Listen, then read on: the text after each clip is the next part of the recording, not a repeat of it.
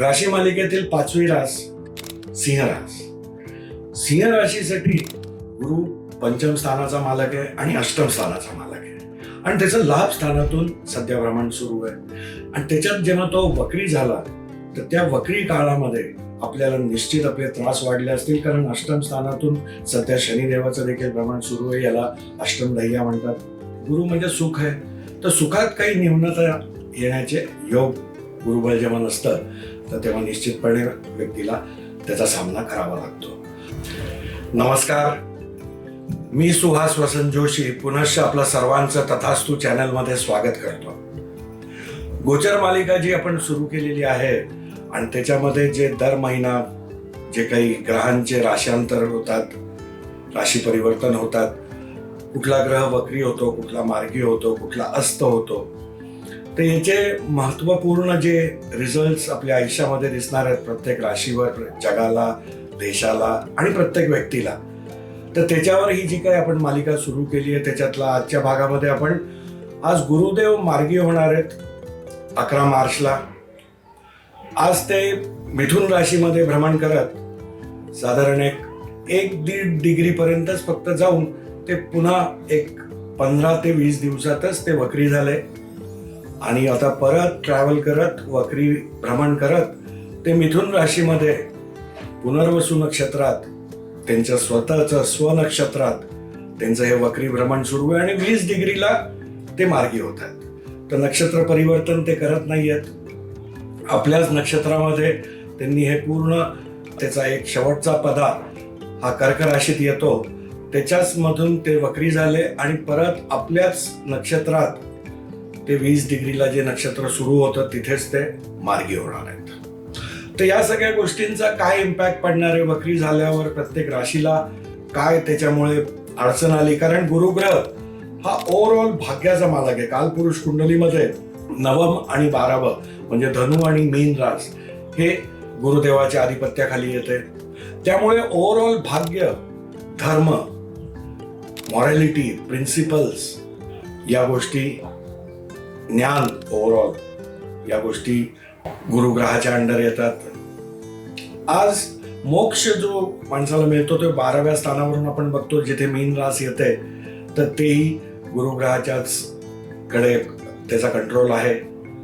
तर हा ग्रह जेव्हा वक्री झाला, मिथुन रास ही त्याचा दुश्मनाची रास आहे, बुधाची रास आहे, तर तिथे तो अनकम्फर्टेबल असतो. कारण आज एक गुरु जो असतो आणि बुध हा एक लहान मुलगा आहे, तर लहान मुलगा ज्याप्रमाणे वागतो, तर जो एक ज्ञानी संत अशा टाईपची एक व्यक्ती आणि त्याच्याबरोबर एक लहान मुलगा किंवा लहान मुलगाच्या घरामध्ये तो आहे, तर तो अनकम्फर्टेबल होतो. कारण याला एकांतात, याला ध्यानामध्ये, याला मंत्रजापांमध्ये, याला धर्माच्या गोष्टींमध्ये याला इंटरेस्ट आहे गुरुग्रहाला. आणि बुद्धदेवाला तो लहान मुलगा असल्यामुळे तो चंचल आहे. त्याला आता एक गोष्ट आहे, उद्या एक गोष्ट आहे, त्याला सारखंच बदल, चेंज, एक चंचल वृत्ती बुधग्रहामध्ये आहे. तर हे सगळे जे ॲट्रिब्यूट्स आहेत, तर हे ॲट्रिब्यूट्स मध्ये थोडा अनकम्फर्टेबल होतो गुरुदेव.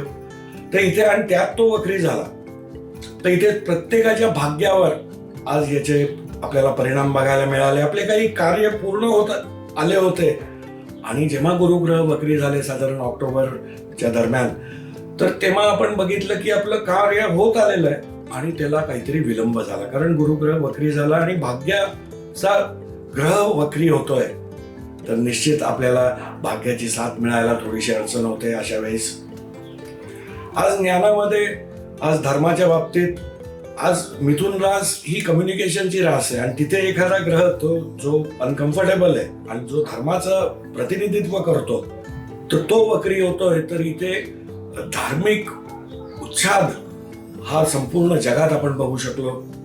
आज धर्मावरून वादविवाद होणं, कारण वादविवाद किंवा संवाद हे देखील मिथुन रास दाखवते. तर इथे मिथुन रास आज अफवांना पण दाखवते. तर बरेच काही धर्मांमध्ये धर्मगुरूंनी आपल्या आपल्या फॉलोअर्समध्ये काही चुकीच्या गोष्टींचा देखील प्रचार केला, ज्याच्यामुळे काही उन्माद घडला, असं या वक्री भ्रमणमध्ये आपल्याला सर्व ठिकाणी बघायला मिळालं.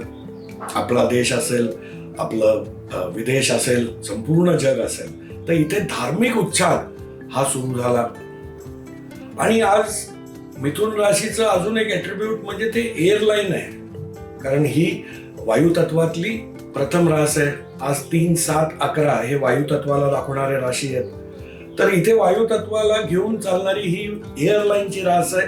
तर इथे वक्री गुरु जेव्हा याचं भ्रमण आता सुरू होतं, तर air crash, plane crash, air accidents हे आपण किती प्रमाणावर बघितले याचे आपण सर्वजण साक्षीदार आहोत. आता जसं आपल्या महाराष्ट्रामध्ये एक मोठ्या नेत्याचा एअर क्लॅशमध्ये त्यांचा मृत्यू झाला, ॲक्सिडेंट झाला तर तो अशाच प्रकारे परत एकदा भारतातील एक मोठा नेता एक 3-4 महिन्याच्या पिरियडमध्ये आपण बघू ती गोष्ट की एक मोठ्या नेत्याचा प्लेनमधून प्रवास होत असताना परत एकदा क्रॅश होण्याचे काही संकेत पुढचे आपल्याला गोचरचं जे ग्रह नक्षत्रांची आपल्याला संकेत मिळत आहेत.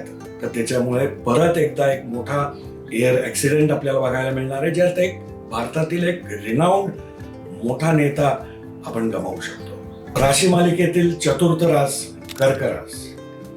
कर्क राशीसाठी हे जे मार्गी भ्रमण आता होत आहे, तर गुरुदेव 12व्या घरात, कारण 12व्या घरात यांच्या मिथुन रास येते आणि 12व्या गुरुला त्या वर्षी गुरुबळ नाहीये, असा तुम्ही बराच वेळा शब्द ऐकला असेल. तर 6, 8, 12 मधून जेव्हा गुरु जात असतो किंवा 4, 8, 12 मधून, तर याला गुरुबळ कमी आहे पत्रिकेला असं पकडलं जातं. आणि गुरुबळ कमी आहे म्हणजे गुरु म्हणजे सुख आहे, तर सुखात काही न्यूनता येण्याचे योग गुरुबळ जेव्हा नसतं तर तेव्हा निश्चितपणे व्यक्तीला त्याचा सामना करावा लागतो.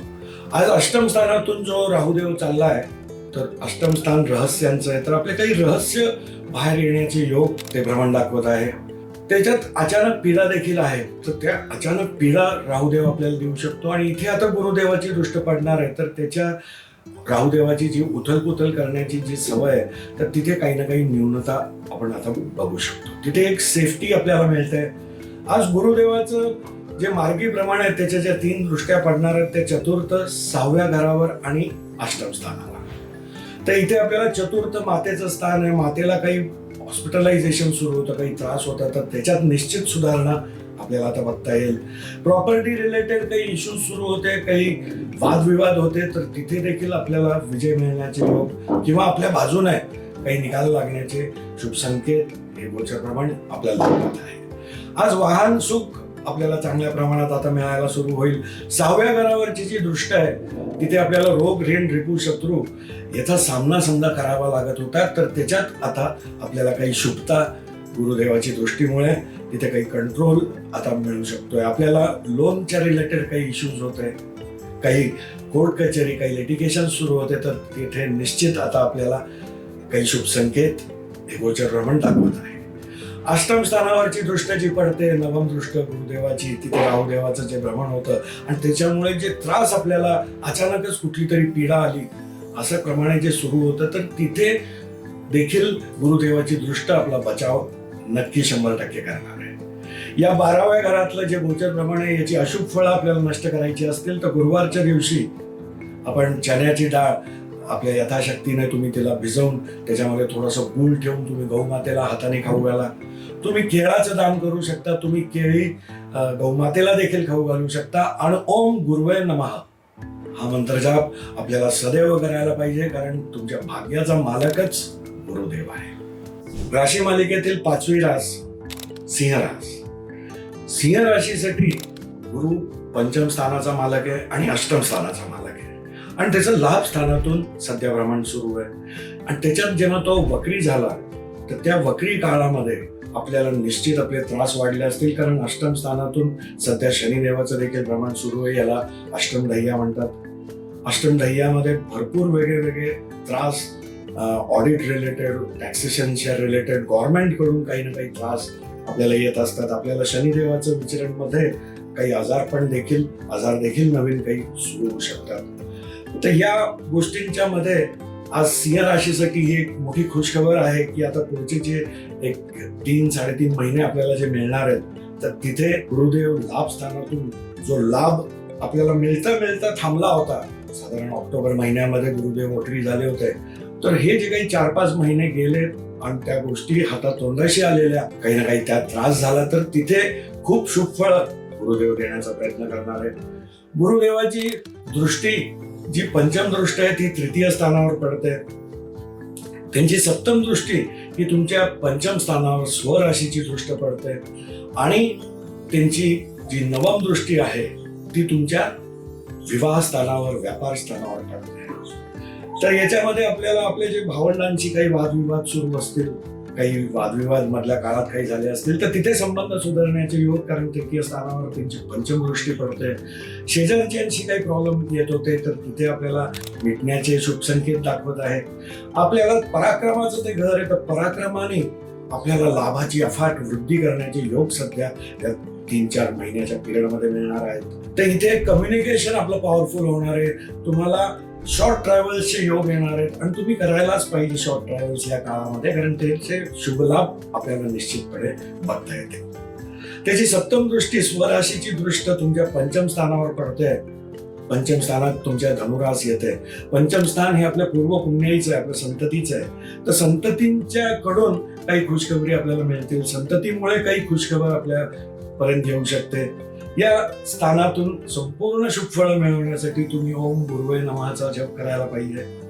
तुम्ही आज संततीच्या निगडीत बऱ्याचशा गोष्टींमध्ये थोडंसं इन्व्हॉल्वमेंट घ्यायला पाहिजे आणि त्यांच्या बरोबर काही क्षण तुम्ही आज एक मेमरी क्रिएट करण्याची सध्या असा योग गुरुग्रह दाखवत आहे. त्यांची जी नववी दृष्टी ही तुमच्या सप्तम स्थानावर विवाह स्थानावर पडते. तर वैवाहिक जीवनात काही अडचणी येत होत्या, विवाहाच्या पार्टनर्सला काही त्रास लाईफमध्ये त्यांच्या आरोग्याच्या रिलेटेड असेल किंवा अजून काही गोष्टी असतील त्याच्यात सुरू होतात, तर तिथे आपल्याला काही शुभ गोष्टी घडताना दिसणार आहेत. व्यापारामध्ये आता तेजी जोरदार येणारे, व्यापार तुमच्या मोठ्या लेवलला जाऊ शकतो असे काही शुभ संकेत गोचर आपल्याला दाखवत आहे. तर पंचम स्थानाचा मालक आहे. तुम्हाला गुरुदेवाचा मंत्र सदैव करायला पाहिजे आणि दानाच्या रूपामध्ये तुम्ही चणा डाळ ही तुम्ही मंदिरामध्ये गुरुवारच्या दिवशी ही तुम्ही आज चढवू शकता. महादेवाचं मंदिर आहे, तुम्ही गुरुदेवाच्या मंदिरात करू शकता. कुठल्याही धर्मस्थानावर तुम्ही चणा डाळाचं दान करणं तुमच्यासाठी अतिशुभ फलदायी ठरू शकतं. राशी मालिकेतील 6वी रास कन्या रास. आज कन्या राशीसाठी दशम स्थानातून हे गुरुदेवाचे भ्रमण सुरू आहे. आज दशम स्थान आपलं ओव्हरऑल स्टेटस, आपलं ओव्हरऑल कर्म, आपलं व्यवसाय, आपलं प्रोफेशन, आपलं वर्क प्लेस, आपलं वडिलांचं कुटुंब, आपल्या स्पाऊसची आई, अशा बऱ्याच गोष्टी डिनोट करणारं हे दशम स्थान. तिथे आता गुरुदेव मार्गी होत आहेत आणि गुरुदेवाचं भ्रमण सुरू होत आहे. तर एक महत्वाचं केंद्रस्थानातून हे जे भ्रमण होत आहे या सगळीकडे आता तुम्हाला काही ना काही वृद्धी देणार आहे, कारण गुरुग्रह हा एक्सपान्शनचा कारक आहे आणि गुरुग्रह सुखाचा देखील कारक आहे. तर तुम्हाला तुमच्या स्टेटसमध्ये वाढ करणार आहे, तुमच्या सुखामध्ये वाढ करणार आहे, कारण त्याची सप्तम दृष्टी ही तुमच्या चतुर्थ स्थानावर सुखाच्या स्थानावर पडते. तुम्हाला आईच्या काही काळजी असेल, आईच्या रिलेटेड काही इश्यूज सुरू होते तर तिथे देखील तुम्हाला काही शुभ फळं दिसणार आहेत. आज पंचम त्याचं मॅजिकल त्याची एक ऍस्पेक्ट आहे, त्याची दृष्टी, तर ती तुमच्या कुटुंब स्थानावर, तुमच्या वाणी स्थानावर, तुमच्या धनस्थानावर पडते. तर इथे कौटुंबिक सुख मिळण्याचे खूप सुंदर योग बनत आहेत. कुटुंबात काही वाढ देखील होऊ शकते. कुटुंबात काही नवीन सदस्य येऊ शकतो, एक तर नवीन जन्म कोणी घेऊ शकतोय किंवा कोणाचं लग्न देखील होऊ शकतं. सो शुभ कार्य घरामध्ये घडण्याचे सुंदर योग बनलेले आहेत. धनामध्ये अफाट वृद्धी, कारण कर्माला तो तिथे बळ देणारे आता कर्माच्या स्थानातच त्याचं विचरण हे सुरू झालेलं आहे. तर कर्म अशा प्रकारे तुमचे वाढतील की तुमचं धन आपोआपच वाढणार आहे. तुमच्या सुखात वृद्धी होणार आहे. प्रॉपर्टीच्या रिलेटेड काही डील्स होणार आहेत, कारण चतुर्थ भावावर त्याची दृष्टी, सप्तम दृष्टी पडते. वाहनचे योग येत आहेत, वाहन सुख आपल्याला मिळू शकतं. मातेचं सुख या काळामध्ये भरपूर आपण अनुभव घेऊ शकता. आणि यांची जी नवम दृष्टी आहे ती षष्ठ स्थानावर पडते. षष्ठ स्थान रोग, ऋण, रिपू, शत्रूच आहे. तर तिथे ही जी काही दृष्ट पडते तर आपल्याला या सगळ्यांपासून ते मुक्ती देण्याची शक्ती गुरुदेवाच्या दृष्टीमध्ये आहे. गुरुदेव आपल्यासाठी काही कर्जांचे काही गोष्टी सुरू होत्या, काही त्रास सुरू होते, काही लिटिगेशन सुरू होते, कारण तिथून राहू देवाचं देखील भ्रमण सुरू आहे. तर तिथे राहू देवाचं भ्रमण चांगलंच पकडतात, पण आता तिथे गुरुदेवाची देखील दृष्टी आली तर अजून त्याच्यावर सोने पे सुहागा आपण याला म्हणू शकतो. आणि तुम्हाला रोगांमधून सुटका मिळणं, तुम्हाला चांगले डॉक्टर, चांगला उपचार मिळण्याचे योग बनतायत. तुम्हाला तुमच्या आजोळकडून काही खुशखबर मिळू शकते. तुमच्या काही लिटिगेशन्स मध्ये आपल्या बाजूने निकाल लागण्याचे योग देखील हे आत्ताचे ग्रह संकेत आपल्याला दाखवत आहेत. याच्यामध्ये गुरुदेवाचे आपण डोनेशन्स करून गुरुदेवाची शुभफळं मिळवू शकतो. आज तुम्ही तुमच्या वर्कप्लेसमध्ये तुमच्या कलिग्स बरोबर तुम्ही मिठाईचं वाटप करणं, पिवळ्या रंगाची मिठाई, यांनी देखील सोप्या उपायाने गुरुवारच्या दिवशी, शनिवारच्या दिवशी तुम्ही हा उपाय करू शकता आणि याच्यातून शुभफळं अजून तुम्ही वाढवू शकता. आज गुरुदेवाचा मंत्र ओम ब्रोम बृहस्पते नमः हा तुम्ही मंत्र जाप करू शकता. श्रीम हा एक शब्दीचा बीज मंत्र देखील तुमच्यासाठी शक्तिमान ठरू शकतो आणि श्रीम या मंत्राचा रेग्युलर मंत्र जाप कन्या राशी, कन्या लग्नवाल्यांनी निश्चित करायला पाहिजे.